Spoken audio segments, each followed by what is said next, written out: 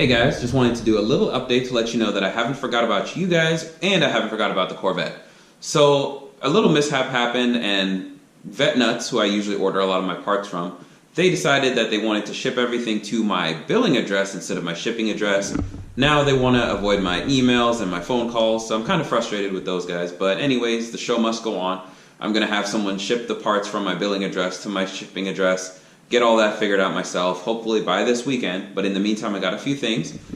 First thing, got a new emblem, so that's pretty exciting. This thing is nice and shiny.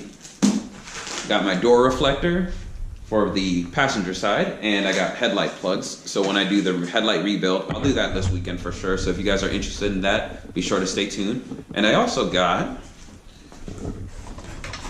this bracket. So again, I had a little bent bracket on the other bracket that's still on the car.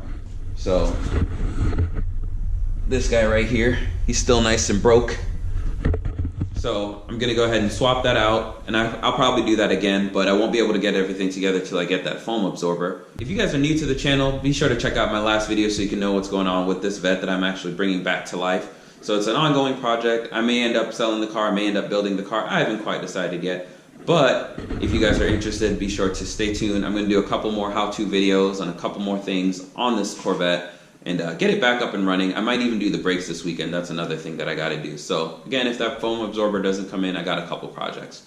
So thank you guys for checking out the video. Stay tuned for more.